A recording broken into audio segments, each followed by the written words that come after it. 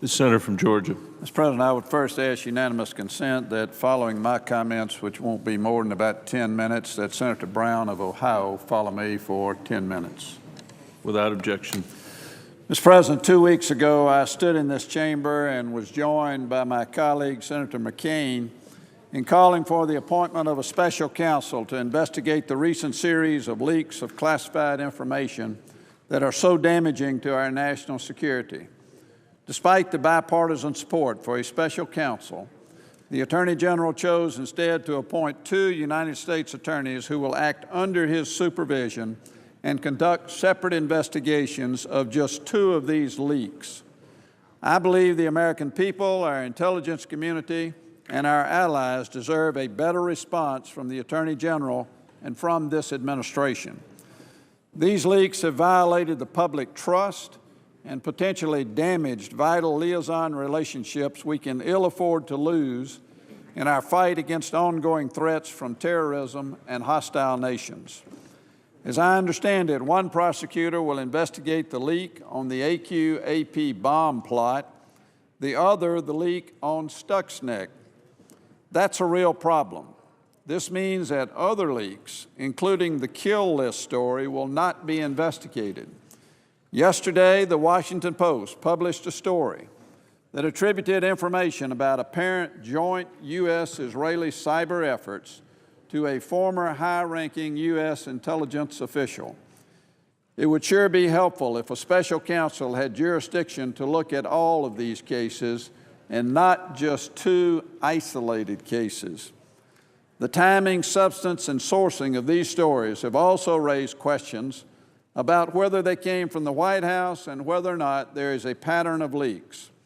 It's hard to imagine how 2 U.S. attorneys who worked for this administration will be able to investigate this aspect of the cases without being perceived as biased by those who are unhappy with what they ultimately find.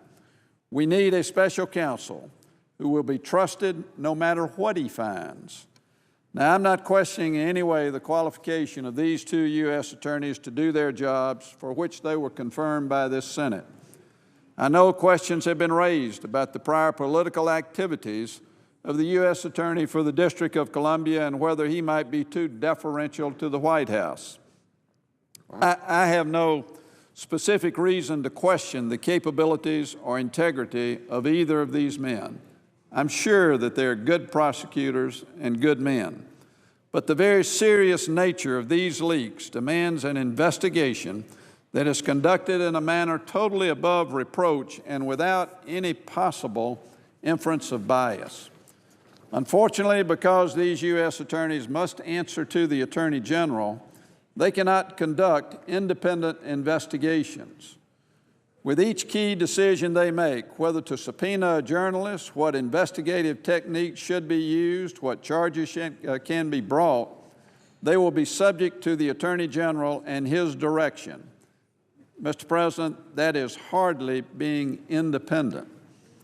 Last week, the Attorney General testified before the Senate Judiciary Committee that appointing a U.S. attorney was the same thing that was done in the Valerie Plame case, and I would submit that that was an entirely different scenario because in that case, Mr. Fitzgerald, who was a special counsel appointed, insisted on getting written confirmation that he would be truly independent from the then acting Attorney General, and he got that confirmation in writing from the then acting Attorney General, Mr. Comer.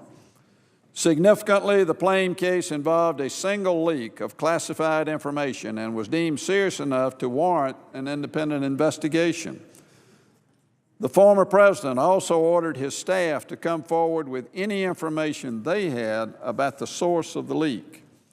In this case, there have been a series of incredibly damaging leaks in articles citing, and I quote, senior administration officials, close quote, and White House, quote, aides, close quote, and also specific quotations coming out of the Situation Room, which is located in the White House. We have seen no clear instructions from this administration for officials to come forward. This situation seems to create a greater appearance of a conflict of interest for the Attorney General than was presented in the Plame investigation and calls out for the appointment of a special counsel. The Attorney General also testified that he could always appoint these U.S. attorneys as special counsel if they needed to investigate acts outside of their jurisdictions.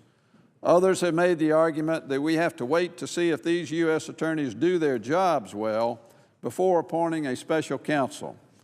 Well, Mr. President, neither argument makes sense to me. Why in the world should we wait?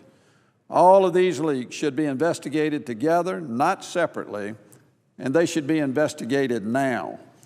The leaks are relatively recent and the trail is still somewhat fresh. But if we have to wait to see how these men measure up or if the trail takes us to a district outside of their specific jurisdiction, we run the risk of losing evidence or memories fading. Those aren't risks that anyone should be willing to take. This is not and must not become political. It's about finding these criminals who have jeopardized our national security and ensuring that they are brought to justice in an independent, objective, apolitical investigation. I again call on the Attorney General to do what now should have been done 2 weeks ago. This series of leaks should not be treated as business as usual. As Congress considers legislative solutions to put a stop to these leaks, the administration needs to step up its response. Appointing a special counsel who can independently and comprehensively investigate all of these leaks and find who is responsible for any and all of them is the best way to restore the public trust in our government and our government officials. Mr. President, I yield the floor.